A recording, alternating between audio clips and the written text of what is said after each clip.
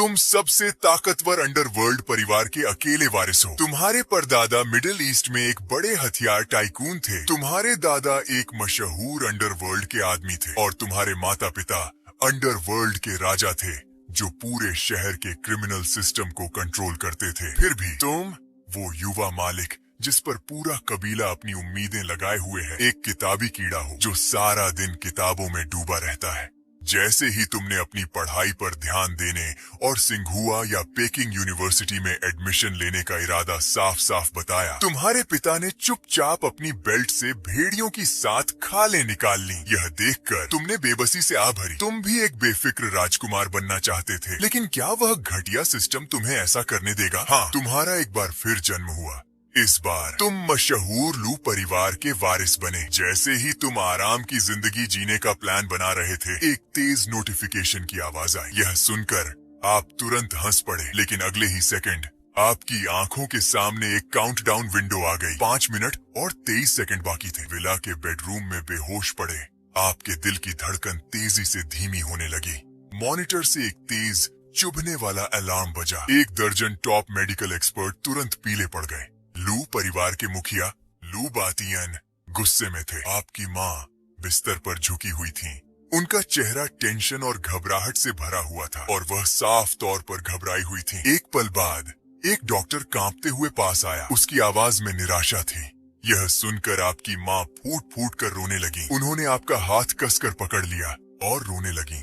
जैसे ही उन्होंने बोलना खत्म किया, हार्ट मॉनिटर का कर्व चमत्कारिक रूप से हिलने लगा।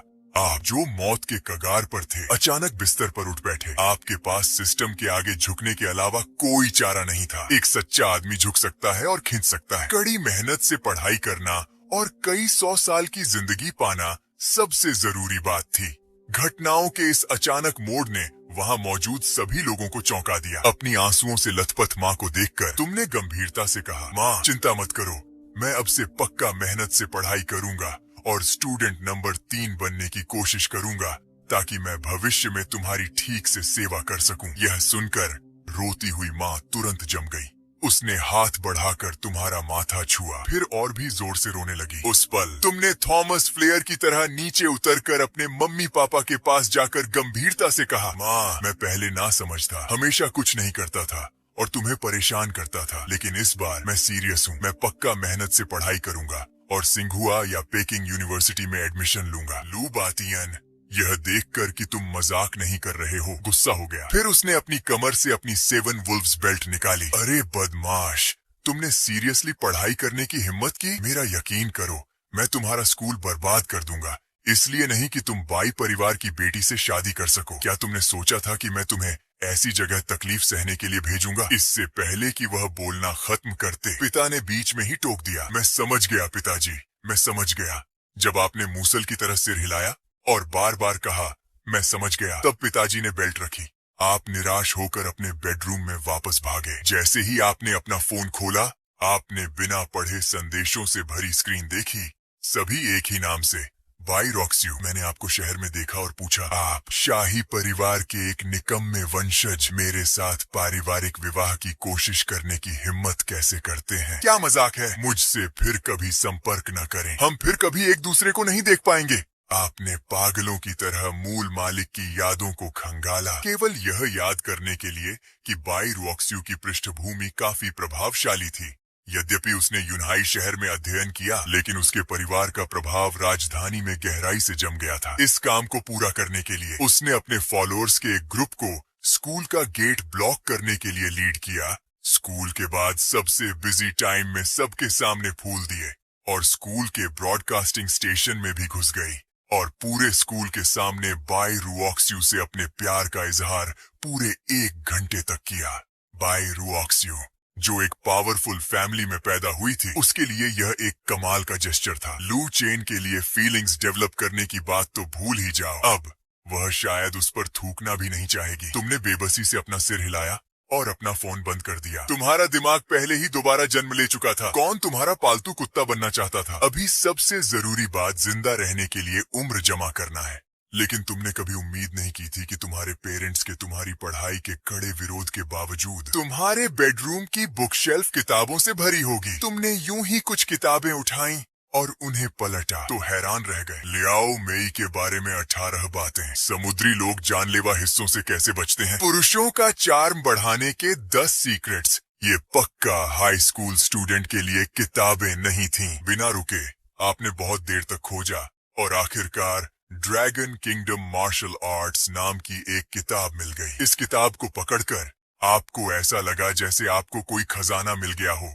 आपने तुरंत अपनी उंगलियां आपस में रगड़ी और उत्सुकता से पढ़ना शुरू कर दिया। तभी सिस्टम नोटिफिकेशन अचानक बजा। होस्ट अभी ड्रैगन किंगडम मार्शल आर्ट्स पढ़ रहा है। उम्र 1 मिनट बढ़ गई। चला कि कुछ किताबें पढ़ने से न केवल उम्र बढ़ सकती है बल्कि उससे जुड़ी स्किल्स भी मिल सकती हैं। आपने तुरंत अपनी नजर पुरुषों की काबिलियत बढ़ाने के 10 राज किताब पर डाली। आपके चेहरे पर एक मतलब वाली मुस्कान आ गई। जैसे ही आपने एक पेज पलटा, सिस्टम नोटिफिकेशन फिर से बजा। होस्ट अभी पढ़ रहा है। पुरुषों की काबिलियत बढ़ाने के 10 राज। सच में बेशर्मी भरी तारीफ। आप खुद को गाली देने से रोक नहीं पाए, लेकिन आप रात 10 बजे तक पढ़ते रहे। न सिर्फ आपकी मार्शल आर्ट्स की काबिलियत LV4 तक बढ़ गई, बल्कि आपकी उम्र भी 5 दिन और 6 घंटे बढ़ गई। यहाँ तक कि आपकी तथाकथित मर्दाना काबिलियत में भी तेजी से बढ़ोतरी हुई। ये बहुत अच्छा लगा। अगली सुबह आप अपने बड़े बेडरूम में जागे। आपको हैरानी हुई कि दर्जनों आम लोग आपको घेरे हुए थे। उन्होंने आपको कपड़े पहनाए, नहलाया और हर चीज का ध्यान रखा। सब कुछ तैयार होने के बाद कई नौकर आपको आपकी रोल्स रॉयस तक ले गए। जाने से पहले जाते जाते एक नौकर धीमी आवाज में याद दिलाता है, कभी भी पढ़ाई को गंभीरता से मत लेना और न ही अच्छे से पढ़ने का सोचो। सबसे जरूरी काम है जल्दी से प्यार करना और हर हाल में बाईशाओ को अपने प्यार में डालना। 10 मिनट बाद एक रोल्स रॉयस आकर यूनहाई सिटी के नंबर 13 मिडिल स्कूल के गेट पर रुकती है। यह स्कूल पूरे शहर में बदनाम है। न सिर्फ यहाँ की पढ़ाई कमजोर है, बल्कि माहौल भी बहुत खराब है। छोटे मोटे गुंडे हर जगह दिखते हैं और शिक्षक व प्रिंसिपल भी सब कुछ देखकर अनदेखा कर देते हैं। यह स्कूल अपनी बदनामियों के लिए मशहूर है। यहाँ अनुशासन से ज्यादा अराजकता है। लोग हैरान होते हैं कि तुम्हारे जैसे अमीर घराने के लड़के को यहाँ क्यों पढ़ने भेजा गया।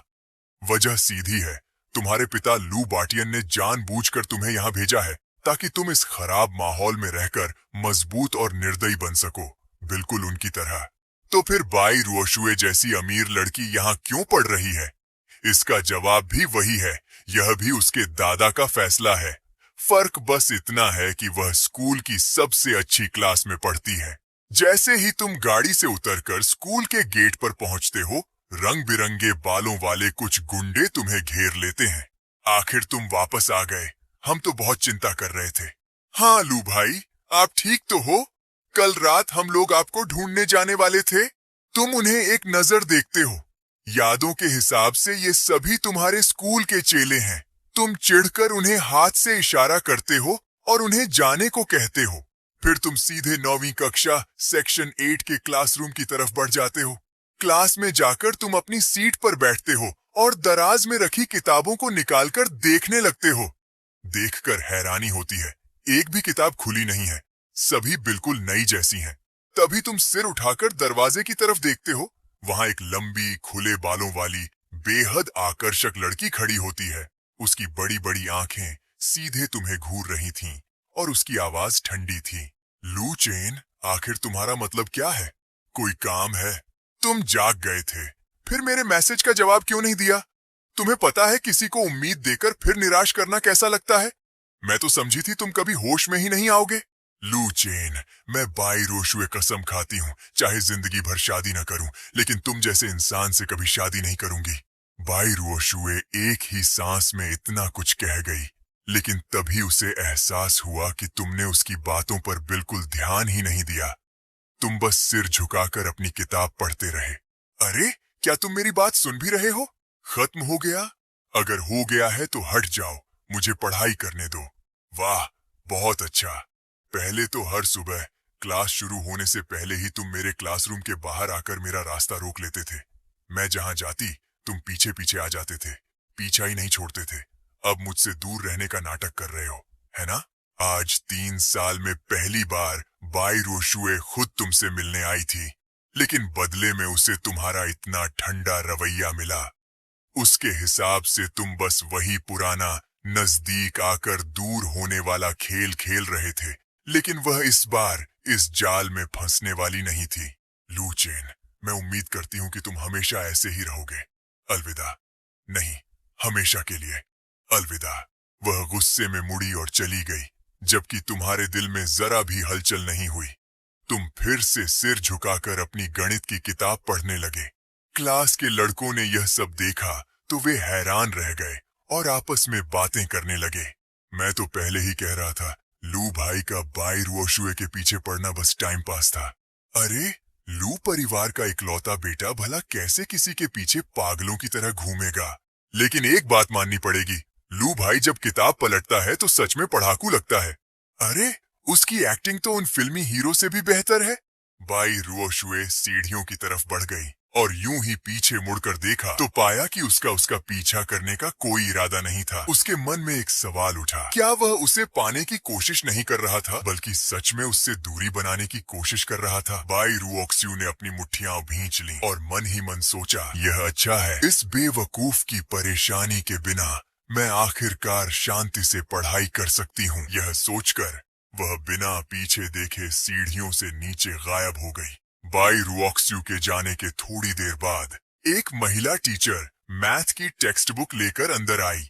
उसका फिगर बहुत बड़ा था और उसकी सुंदरता का कोई मुकाबला नहीं था। महिला टीचर ने तुरंत अपने आसपास के मेल स्टूडेंट्स और टीचर्स को घूरने पर मजबूर कर दिया। उसकी आवाज साफ और सुरीली थी। तेज नजरों के बीच वह बाहर निकली। हेलो स्टूडेंट्स, मैं आपकी नई होमरूम टीचर लिन यू हूँ। वाह, बहुत बढ़िया, सच में बहुत बढ़िया। कॉलेज एंट्रेंस एग्जाम में सिर्फ 3 महीने बचे हैं। अब से मैं तुम सबके साथ रहूंगी। नीचे से तालियां सुनकर लिन यू के चेहरे पर कोई भाव नहीं था। उसकी नजर क्लास में अकेले स्टूडेंट पर टिकी थी जो ध्यान से पढ़ रहा था। गलत मत समझना, वह तुम्हारे पढ़ने वाले रूप से प्रभावित नहीं हुई थी। वह एक पवित्र और मुश्किल मिशन के साथ आई थी। लिन यू नेशनल पुलिस यूनिवर्सिटी में डॉक्टरेट की स्टूडेंट थी।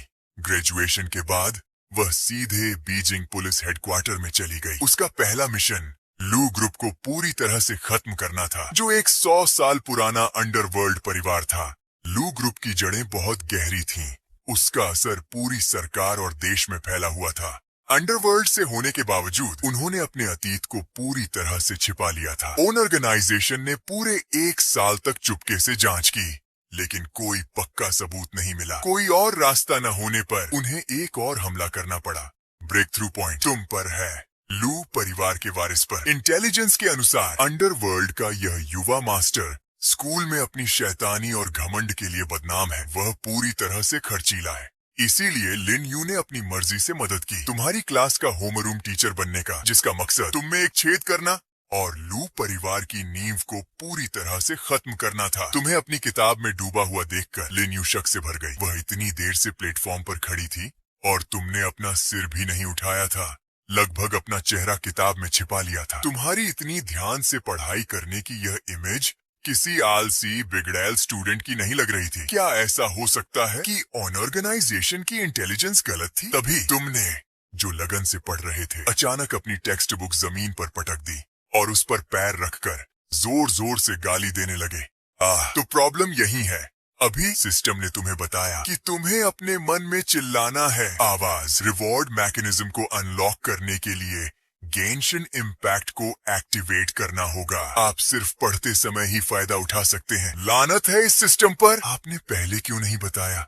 वैसे भी मेरे पास जीने के लिए कुछ ही दिन बचे हैं। क्या यह सिर्फ मेरा समय बर्बाद करना नहीं है? गेन्यू ने अपना गला साफ किया।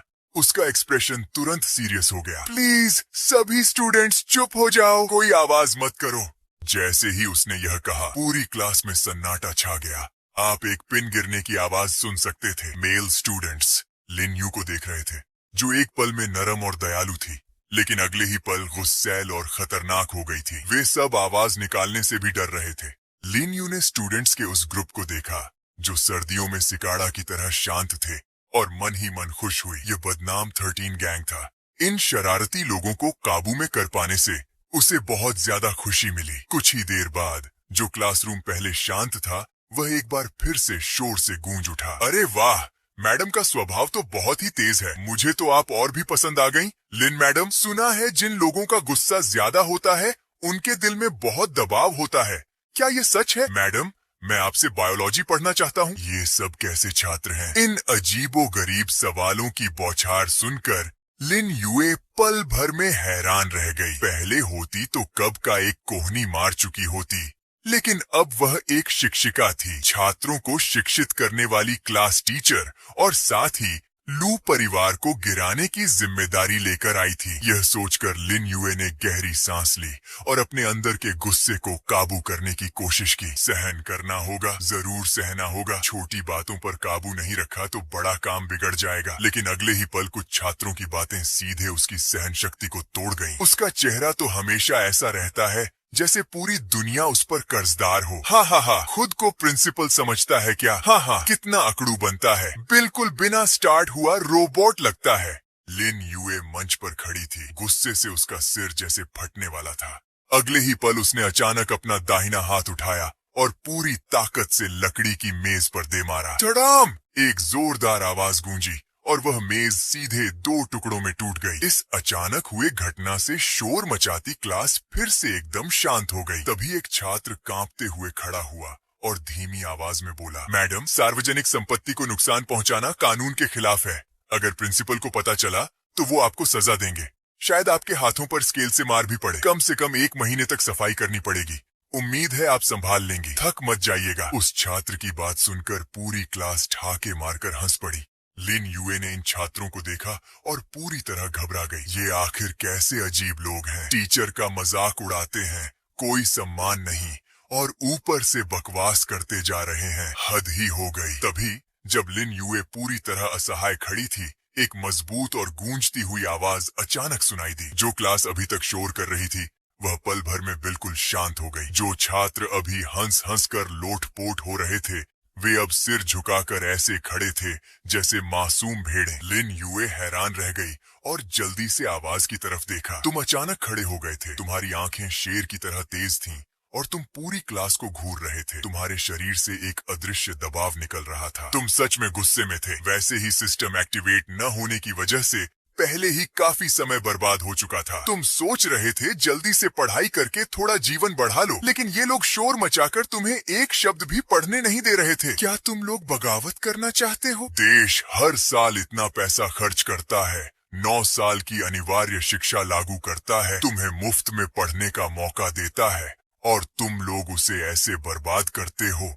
दिन भर कुछ नहीं करते, बस समय खराब करते हो। क्या तुम्हें अपने मेहनती माता पिता का जरा भी ख्याल नहीं है? मैं साफ कह देता हूँ, जो भी दोबारा शोर करेगा और दूसरों की पढ़ाई में बाधा डालेगा उससे मैं सख्ती से निपटूंगा। यह कहकर तुम वापस अपनी सीट पर बैठ गए और फिर से सिर झुकाकर ज्ञान की दुनिया में डूब गए। क्लास के एक कोने में कुछ लड़के धीरे धीरे आपस में बात करने लगे। आज लू भाई को क्या हो गया है? पहले तो वही सबसे ज्यादा हंगामा करता था। अरे साफ है, नई टीचर खूबसूरत है इसलिए इम्प्रेस करने की कोशिश कर रहा है। शायद टीचर को पटाने का प्लान है। चुप रहो, बेकार मत बोलो। अगर लू भाई ने सुन लिया तो हमारी खैर नहीं। मंच पर खड़ी लिन युए तुम्हारी अभी की बातों को याद कर रही थी और पूरी तरह स्तब्ध थी। कमाल की बातें कही। ये कैसी सोच है? पूरे देश में शायद ही कोई ऐसा होगा जो इतना राष्ट्र के बारे में सोचता हो। क्या ये वही लू परिवार का इकलौता बेटा और भविष्य का वारिस नहीं है? क्या मेरा मिशन लीक हो गया है? जो कुछ तुमने अभी कहा, क्या वो सब सिर्फ मेरे सामने अभिनय था? ऐसा भी हो सकता है। लू परिवार 100 साल पुराना शक्तिशाली परिवार है। उनकी जड़ें बहुत गहरी हैं। अगर पुलिस विभाग तक उनकी पहुंच हो तो भी कोई बड़ी बात नहीं। तुम्हारी बातों का असर इतना हुआ कि क्लास के सारे छात्र तुरंत शांत और अनुशासित हो गए। अब कोई भी शरारत करने की हिम्मत नहीं कर रहा था। तभी अचानक तुम्हारे दिमाग में सिस्टम की आवाज गूंजी। होस्ट ने सफलतापूर्वक सकारात्मक ऊर्जा का प्रसार किया है। कुल 50 लोगों को प्रभावित किया गया। इनाम, जीवन में 5 घंटे की वृद्धि। अतिरिक्त इनाम, एक रहस्यमय गिफ्ट पैक। रहस्यमय गिफ्ट पैक, अरे वाह, तो सकारात्मक काम करने से भी जिंदगी बढ़ती है। हाँ, सिस्टम, रहस्यमयी गिफ्ट पैक खोलो। बधाई हो होस्ट, आपको रहस्यमयी इनाम, एक परफेक्ट पोटियन मिली है। तुमने बिना किसी हिचकिचाहट के तुरंत यूज पर क्लिक कर दिया। एक गर्माहट भरी लहर पल भर में तुम्हारे पूरे शरीर में फैल गई। तुम्हें तुरंत महसूस हुआ कि अब तुम्हारी सांसें हल्की हो गई हैं, फेफड़ों का बोझ खत्म हो चुका है, किडनी की पुरानी कमजोरी भी पूरी तरह ठीक हो गई। तुम्हारा चेहरा पहले ही आकर्षक था, लेकिन अब तो वह और भी ज्यादा हैंडसम हो गया था। पहले वाला शरीर सालों से सिगरेट और शराब की वजह से कई छोटी मोटी बीमारियों से घिरा हुआ था, लेकिन अब सब कुछ पूरी तरह ठीक हो गया था। सिर्फ इतना ही नहीं, तुम्हारी पूरी पर्सनैलिटी भी कई गुना बेहतर हो गई। तुम मन ही मन सोचने लगे, ये चीज सच में कमाल की है। सोचने के बाद तुमने फिर से सिर झुका लिया और गणित की किताब पढ़ने लगे। तुमने कक्षा 11 से लेकर 12 तक की सारी गणित की किताबें खत्म कर दी। तुम्हारी उम्र सीधे कई दिनों तक बढ़ गई और गणित का ज्ञान भी पूरी तरह मैक्स हो गया। अपने स्टेटस पैनल को देखते हुए होस्ट की गणित ज्ञान क्षमता पूर्ण हो चुकी है। अब आप निम्न तरीकों से अधिक जीवन और रहस्यमयी इनाम प्राप्त कर सकते हैं। रहस्यमयी इनाम, ये शब्द देखते ही तुम्हारी आंखों में फिर से चमक आ गई। सितंबर का महीना था, स्कूल की छुट्टी हो चुकी थी, लेकिन आसमान अभी भी उजला था। डूबते सूरज के नीचे तुम सीटी बजाते हुए खुशी खुशी स्कूल के बाहर की ओर बढ़ रहे थे। जैसे ही तुम स्कूल के गेट पर पहुंचे, वहां एक लड़की खड़ी थी। उसने सफेद स्कर्ट पहन रखी थी, चेहरा मासूम था और वह अपने सीने से एक गुलाबी बैग लगाए हुए कांप रही थी। उसे चारों तरफ से कुछ रंग बिरंगे बालों वाले गुंडे घेरे हुए थे। उनकी नजरें बेहद गंदी थीं और वे बीच बीच में सीटी बजा रहे थे। चलो ना, हमारे साथ मूवी देखने चलो। बस हाँ बोल दो, फिर इस स्कूल में कोई तुम्हें छू भी नहीं पाएगा। सुना नहीं, हमारे भाई ने जो कहा वो सच है। अरे हमारा भाई भले ही अभी पहली क्लास में है, लेकिन उसने कई सीनियर लड़कों से दोस्ती कर रखी है। कुछ तो लू फैमिली के लड़के के भी खास दोस्त हैं। वरना तो अब तक तुम काली स्टॉकिंग पहनकर हमारे भाई के साथ डेट पर होती। अरे काली स्टॉकिंग कैसी, सफेद वाली ही असली मजा है। हा हा हा। लड़की डरते हुए बोली, माफ कीजिए, मेरे पास समय नहीं है। अगर हमें गुस्सा आ गया ना, तो सीधे तुम्हें गली में घसीट ले जाएंगे। सॉरी, सच में सॉरी, मेरी माँ अस्पताल में है, मुझे पार्ट टाइम काम करना है, प्लीज मुझे जाने दीजिए। अरे रहने दो ये सब, सीधे हमसे बोलो ना, पैसे चाहिए, हम दे देंगे। क्योंकि तुम देर तक पढ़ते रहे थे, स्कूल के गेट पर अब ज्यादा लोग नहीं बचे थे, इसीलिए इन गुंडों का हौसला और बढ़ गया था। उसी समय स्कूल के गेट के दूसरी तरफ एक एसयूवी खड़ी थी। लिन यूए ऑफिस से लौटकर घर जाने ही वाली थी, तभी उसकी नजर इस घटना पर पड़ी। उन सब की बातें उसने साफ साफ सुन ली। ये बदतमीज कमीने, आज इन्हें सबक सिखाना ही पड़ेगा। यह कहते हुए उसने फ्लैट जूते पहने और कार का दरवाजा खोलकर बाहर निकलने ही वाली थी कि तभी एक आवाज आई, मुझे भी शामिल कर लो। लिन यूए रुक गई। अच्छा, तो ये लू चेन का असली चेहरा है। दिन में आदर्श छात्र बनता है और स्कूल खत्म होते ही असली रंग दिखाता है, यहाँ तक कि इन गुंडों में शामिल होना चाहता है। यह सोचकर लिन यूए ने तुरंत अपना फोन निकाला, कैमरा ऑन किया और रिकॉर्डिंग शुरू कर दी, ताकि तुम्हारे स्कूल बुलिंग का सबूत इकट्ठा कर सके। गेट पर खड़े उन गुंडों ने तुम्हारी तरफ देखा, उनकी आंखों में तिरस्कार भरा था। ये सब नए छात्र थे, पहली क्लास के। उन्होंने तुम्हारा नाम तो सुना था, लेकिन कभी तुम्हें देखा नहीं था। अरे ये कौन सा नया हीरो आ गया, भाग यहाँ से, हमारे काम में टांग मत अड़ा। मेरे लड़की ने तुम्हें देखा, उसकी आंखों में एक पल के लिए उम्मीद जगी, लेकिन तुरंत ही बुझ गई। उसे अच्छी तरह पता था कि ये गुंडे सच में उतने ही खतरनाक हैं जितना वे खुद को बता रहे थे। हरे बाल वाला लड़का कई सीनियर गुंडों को अपना भाई बना चुका था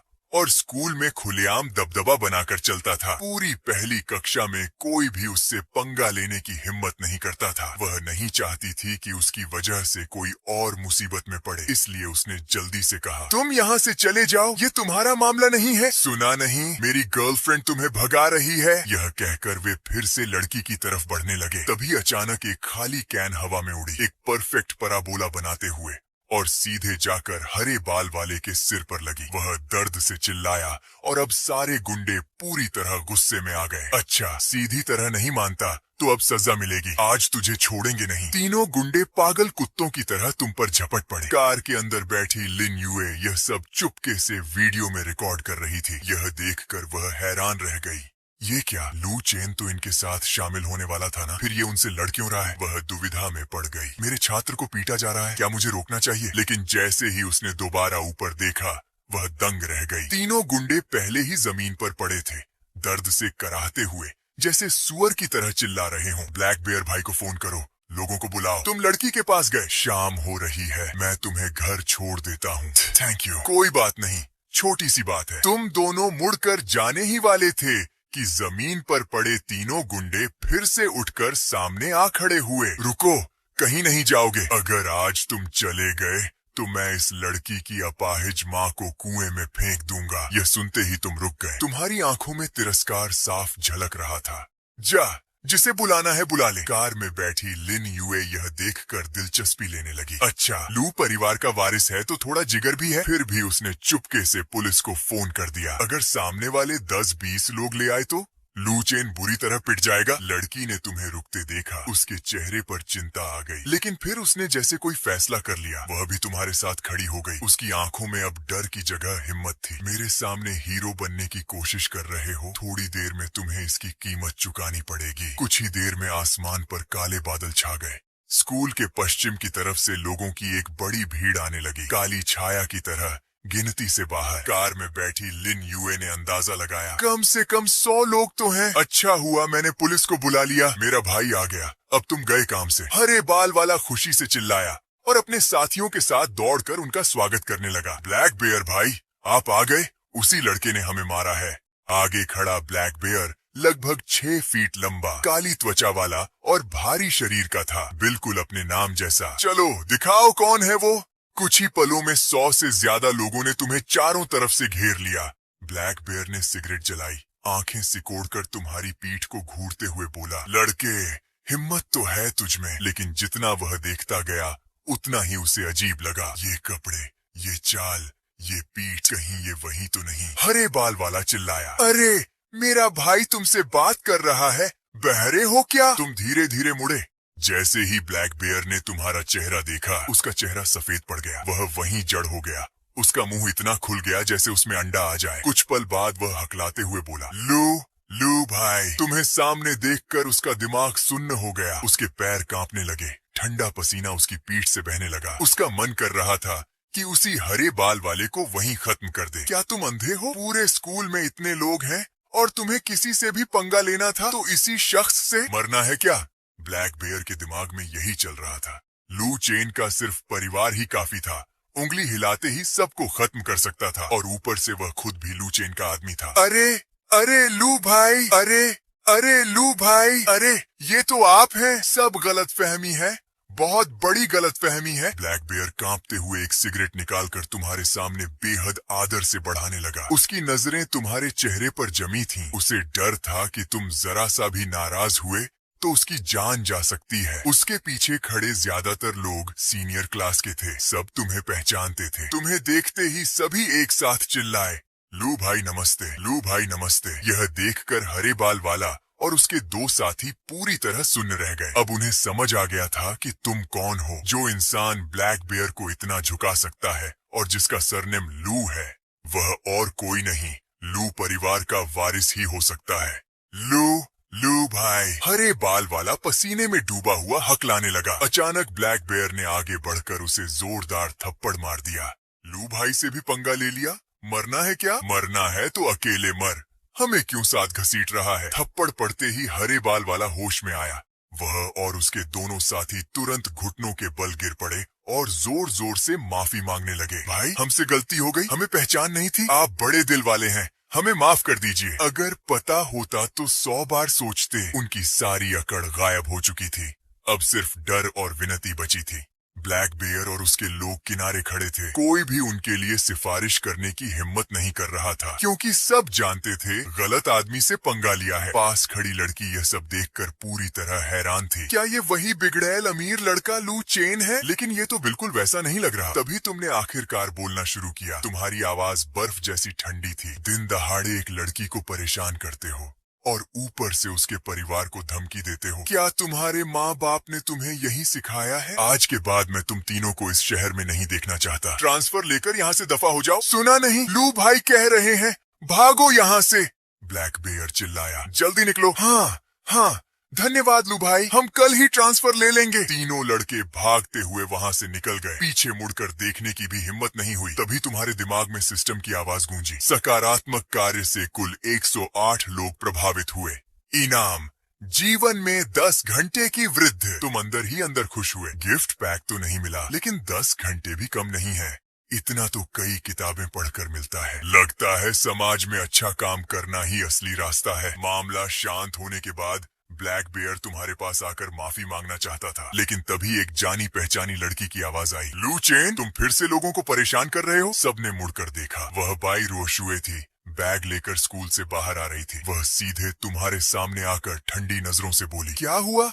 अब नाटक नहीं कर पा रहे? सुबह तो बड़े शरीफ बन रहे थे, पढ़ाकू बनने का ड्रामा कर रहे थे। सुबह की घटना से वह पहले ही गुस्से में थी। वह खुद तुम्हारे पास आई थी, लेकिन तुमने उसे नजरअंदाज कर दिया और मुझे पढ़ना है जैसा बेकार बहाना बना दिया। अब जब उसने तुम्हें यहाँ देखा तो उसे मौका मिल गया। तुम बस कमजोर लोगों को ही दबाते हो, है ना? अपनी ताकत का घमंड है तुम्हें खुद पर शर्म नहीं आती। और तुम सोचते हो कि मैं तुमसे शादी करूंगी? कभी नहीं। हमारे बीच कुछ भी संभव नहीं है। उसकी आवाज गूंज रही थी और उसके दिल का गुस्सा आखिर बाहर आ गया। यह देखकर ब्लैक बेयर तुरंत आगे बढ़ा और समझाने लगा, जो भाभी, आप गलत मत समझिए, लू भाई ने कुछ नहीं किया। चुप रहो। आज के बाद कोई भी मुझे भाभी नहीं कहेगा, समझे? यह सुनकर वहाँ मौजूद सभी लोग हैरान रह गए। क्या मामला है? पूरा स्कूल जानता था कि लू चेन बाई रुओशुए से पागलों की तरह प्यार करता था। उसे पाने के लिए उसने फूल दिए, प्रपोज किया, हर तरह की कोशिश की, मानो आसमान से चांद तोड़ कर दे दे। पहले जब कोई उसे भाभी कहता था तो वह बेहद खुश होता था, लेकिन आज अचानक ऐसा क्या हो गया? सभी की नजरें एक साथ तुम्हारे बगल में खड़ी लड़की पर गईं। क्या इसकी वजह ये लड़की है? इतनी सारी निगाहें अपने ऊपर देखकर लड़की का चेहरा लाल हो गया। बाई रुओशुए ने भी उसे देखा। उसकी सुंदरता, फिगर और व्यक्तित्व किसी भी तरह उससे कम नहीं थे। उसके दिल में अचानक एक अजीब सी कमी महसूस हुई। अगर सच में ये वजह है तो अभी जो मैंने कहा, मैं खुद ही मजाक बन गई। यह सोचकर उसका चेहरा भी लाल हो गया, लेकिन अगले ही पल उसने खुद को संभाला। लू चेन तो हमेशा से लड़कियों के पीछे घूमता है, तो फिर आज ही इसे मेरे सामने क्यों लाया? उसे याद आया, इस समय पर तो लू चेन अपने दोस्तों के साथ घूमने निकल जाता था, जबकि वह खुद परीक्षा की वजह से देर तक पढ़ती थी। अब उसे समझ आया, ये जानबूझकर मेरे सामने आया है, मुझे जलाने के लिए। वही पुराना खेल, पास आकर दूर होना। यह सोचकर उसने ठंडी हंसी के साथ कहा, लू चेन, ये सब ड्रामा करके तुम मुझे प्रभावित नहीं कर सकते, बस और ज्यादा बचकाने लगते हो। आगे से मुझे परेशान मत करना, हम दोबारा कभी नहीं मिलेंगे। यह कहकर वह बिना पीछे देखे चली गई। सभी लोग चुप हो गए। इतनी कड़वी बातें पहले कभी बाई रुओशुए ने भी ऐसा नहीं कहा था। लू भाई, ब्लैक बेयर तुम्हें देखकर कुछ कहने ही वाला था, लेकिन उसने देखा तुम्हारे चेहरे पर जरा भी दुख नहीं था। तुमने उल्टा उसकी जाती हुई दिशा में देखकर कहा, पागल है। उसके जाने के बाद तुम्हारे पास खड़ी लड़की ने झिझकते हुए कहा, थैंक यू, आज आपने मेरी मदद की। मेरा नाम ली जिंगिया है, मैं आपका एहसान जरूर चुकाऊंगी। कोई बात नहीं, मैं अच्छे काम करके नाम नहीं कमाता। ब्लैक बेयर झुककर बोला, लू भाई, आज की गलती मेरी है, मैंने गलत लोगों को अपने साथ रखा। आप जो सजा दें मुझे मंजूर है। तुमने उसे देखा, फिर उसके पीछे खड़े लोगों पर नजर डाली और गला साफ करके जोर से कहा, तुम सब जवान हो, कल अपने परिवार की जिम्मेदारी उठाओगे। मैं तुमसे ज्यादा कुछ नहीं चाहता, बस इतना कि कमजोरों पर अत्याचार मत करो। हर इंसान से गलती होती है, लेकिन कम से कम इंसानियत और न्याय की भावना रखो। तुम्हारी बात सुनकर सब चौंक गए। आज लू भाई को क्या हो गया? पहले तो वही सबसे ज्यादा शरारत करता था, अब हमें ही सिखा रहा है कि अच्छा इंसान बनो। कोई कुछ नहीं बोला, लेकिन सबके मन में यही चल रहा था। ब्लैक बेयर मुड़ा और जोर से बोला, सुना सबने, आज से सब इंसान बनकर रहेंगे। हाँ, 100 से ज्यादा लोगों की आवाज गूंजी, न्याय न्याय। धीरे धीरे नारा थोड़ा अजीब होने लगा। तभी एक बूढ़ी दादी वहाँ से गुजरी।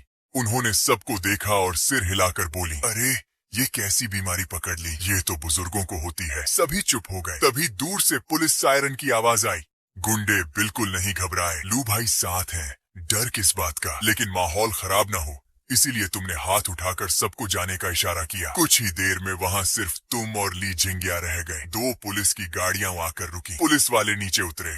जैसे ही उन्होंने तुम्हें देखा, टीम लीडर ने इशारा किया और सबने अपने कैमरे बंद कर दिए। अरे छोटे चेन, फिर कुछ कर दिया क्या? वह हंसते हुए तुम्हारे पास आया और तुम उसे पहचानते थे। पहले वह एक साधारण पुलिसकर्मी था, लेकिन अपने बॉस के भ्रष्टाचार के खिलाफ आवाज उठाने पर उसे सजा मिली, जेल तक जाना पड़ा। आखिर में तुम्हारे पिता लू बाटियान ने उसकी मदद की, उसे न्याय दिलाया और ऊंचे पद तक पहुंचाया। नहीं, कुछ नहीं हुआ। पता नहीं किसने पुलिस बुला ली। तभी लिन यूए आगे आई और बोली, मैं इसकी क्लास टीचर हूँ, मैंने देखा कि इसे घेर लिया गया था, इसलिए पुलिस को बुलाया। पुलिस वाले मुस्कुरा दिए। लू चेन को कोई घेर ले? ये बात कोई मानेगा? ठीक है, अगर सब ठीक है तो हम चलते हैं। टीम लीडर ने तुम्हारे कंधे पर हाथ रखकर कहा, जल्दी घर जाना। जी। पुलिस के जाने के बाद वहाँ सिर्फ तुम, लिन यूए और ली जिंगिया बचे। लिन यूए ने कार की चाबी घुमाते हुए कहा, चलो मैं तुम्हें छोड़ देती हूँ। तुमने उसकी तरफ देखा, खूबसूरत क्लास टीचर, और सोचा बुरा आइडिया नहीं है। आखिर तुम तीनों उसकी कार में बैठ गए। गाइस, एक बात क्लियर बोल देता हूँ, इस स्टोरी का नेक्स्ट पार्ट नहीं आएगा। सच बोलूं तो लास्ट वीडियो पे इतना अच्छा रिस्पांस नहीं मिला और उसका थोड़ा इफेक्ट मुझ पे भी पड़ा। मैं ऑनेस्टली थोड़ा डाउन फील करने लगा था, थोड़ा डिप्रेशन जैसा हो गया था, बट अब मैं धीरे धीरे ठीक हो रहा हूँ। बस तुम सबसे एक छोटी सी रिक्वेस्ट है, कमेंट जरूर करो, कुछ भी लिखो, अपनी फीलिंग शेयर करो, ताकि मेरा मूड थोड़ा और बेटर हो जाए। और हाँ, थोड़ा रोस्ट भी सुन लो। लाइक और कमेंट करने में इतनी कंजूसी क्यों करते हो? वीडियो देखने में फुल स्पीड पर सपोर्ट देने में बफरिंग चलती रहती है।